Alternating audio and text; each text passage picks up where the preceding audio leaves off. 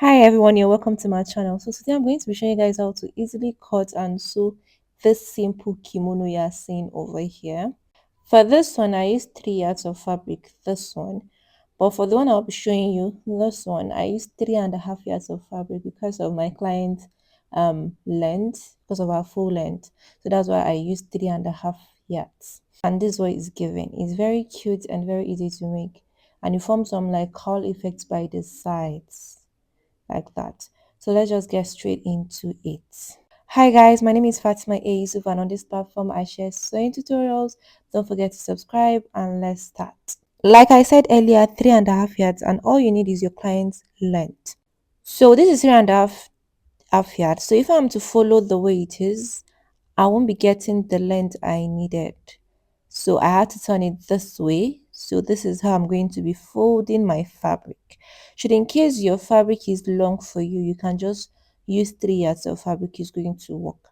But for this one, I'm using 3.5. So I will be folding using the width and not the length.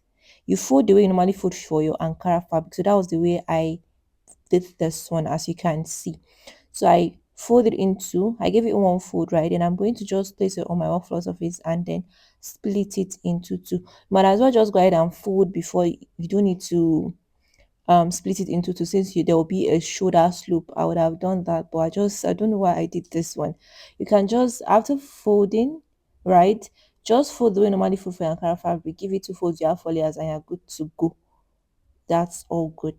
So I splitted mine into two. I joined them right face facing right face and I give it another fold, and this is what we have. Good, yes. Then I went ahead to measure my client's length. So our full length is 63 inches. So I'm going to add 2 inches. So I'll be marking 65 inches. So firstly, I marked 60. Then I went ahead to add 5 inches. I'm so sorry. As you can see, I'm using a colored chalk, but still it wasn't evident the way I wanted it to be. But when you follow what I'm saying, you understand. So I marked my client full length plus additional 2 inches. You can use 1 inch or 1.5 inch. It depends on what you want. Now at this upper part, I'm going to go ahead and measure my neck width. I use 3 inches and this neckline is for back, not front. So the width I'm using is what? 3 inches. You can mark a borderline if you want, but I didn't do that in this case. So I marked what? 3 inches here, and this 3 inches is meant for only the back neckline, not the front. So the neckline we are drafting now is 3 inches, is for back, right? Good. So after marking 3 inches, I'll go ahead and mark the depth I want the back neckline to be. Some people use 1, so I used 1.5 inches. You can use 1, you can use 1.5 inches, but from 2, 3, 4, 2, 3 is going to be too deep because you have an inner, so you don't want it to be deeper than your inner. So I form a round neckline. I'm sorry you can't see it, but I'm very sure if you follow my explanation, you understand. So I measure what I have here, so that will be our sleeve length. And when I measured, I had 28 inches, so it wasn't up to 30. That means the length of the fabric was not even up to 60. So here I'm going to mark 1.5 inches. 1 inch is okay, but I went ahead and marked 1.5 inches for my shoulder slope. Shoulder slope, you take it from down your 1.5, take it slightly to meet your neckline width. That is how you get to mark your shoulder slope. Sorry again, the chalk is not evident. I'm using a color chalk, but still yet I know you're not seeing the colors, the markings, but I'm very sure when you listen to what I'm saying, you're going to understand. So I marked the shoulder slope, right? Yes. So now downward of that, my 1.5 inch, I'm going to mark my sleeve opening.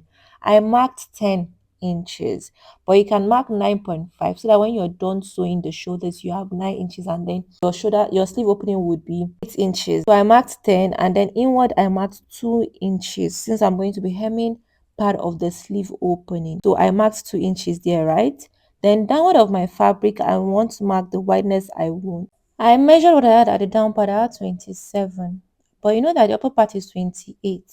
So now from that one is 27, I'm just going to minus about 5 inches from it. So I can put 21, 20, 19, 18, depends on how wide you want it to be. So I use 20. So I minus 7 inches from it. So from that 20, I took a slant line to meet that my 2 inches that I marked inward at that my sleeve opening. I'm very sorry once again that you guys are not seeing the markings, but I'm very sure when you follow my explanation, you understand. And when I'm done cutting, you'll see what I cut.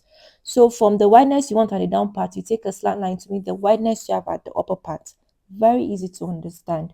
Then I make sure that the angle formed there is a little bit curved. So that's the direction I took my chalk. Are we good? Yes. So now I'm going to cut the shoulder slope first. So I'm cutting the shoulder slope for both back and front, right? Yes. Then after I'm done cutting the shoulder slope, then I'll cut from the sleeve opening to the end of my gown, right? Yes.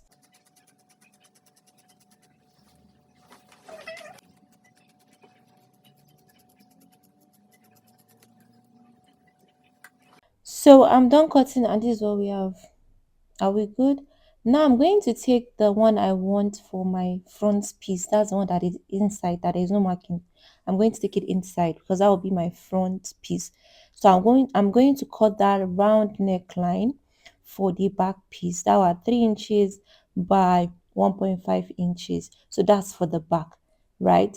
So this one that is uncut, this one is the front neckline. What I'm going to do is I'm going to separate back from front. I've done that here. So this one right face is the front piece now. Now I'm going to measure. You can use 2 inches for the width. You can use 2.5 inches for the width, but you shouldn't use same width that you use for the back piece. Why? Because you are going to be hemming the front piece neckline. So I went ahead and marked what? 2 inches. Now that 2 inches that I marked, I will take it from the beginning, right? I'll take it to the end of the gown. And at the end of the gown, you can as well do 1 inch. So you take from 2 inches to meet 1 inch, a slant line. But at first, I took the 2 inches straight to the end. That's what I did at first. That's the marking. I wish the markings were evidence. I seriously wish so. But I zoomed in to show you guys. I'm very sure you can see like a straight line, the color. I hope you can see it. So you take your 2 inches from the upper part to the down part. But like I said, you can mark 2 inches at the upper part. Then at the down part, you can mark 1 inch. Then you take a slant line from that 2 inches to meet that 1 inch. But I didn't do that. I took 2 inches to meet 2 inches. But while cutting, that is when I now make use of the 2 inches to meet 1 inch. But you don't have to do that. Just take your 2 inches down, 2 inches up. You can mark 2 inches in the middle, then just join the 3 points, a straight line together. I did that, but when I was cutting, as you can see, I didn't follow the 2 inches all through. I took it slanty down. At the down part, after cutting, I cut out 1 inch, if you can see very well. So that's what I did. But you can just use your 2 inches all through, no problem. So I'm done cutting, and this is it. You notice that what I cut out is even slanty. It's not straight. It's not equal. So we have our front pieces here and we have our back piece. So our front pieces are 2 while the back piece is 1. I'll go to my sewing machine. I'm going to hem each part, this part that I cut out. I'm going to fold 0.5, 0.5, give it 0.5 and 0.5. So you see I've excluded 1 inch. So basically I have my what? 3 inches neck width that I cut for the back neckline. Then for the back neckline, I just biased it. You can cut an interface for it if you want. So I've done that here. I'm going to place each side of the front piece to the respectful side on the back piece, and I'll just stitch the shoulders using 0.5 inch. Then I'm going to hem the sleeve opening, right?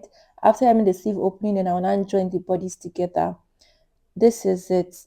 I bias the neckline for the back. I hem the sides, the 2 pieces. For the front piece, I place them by the shoulder, stitch them together.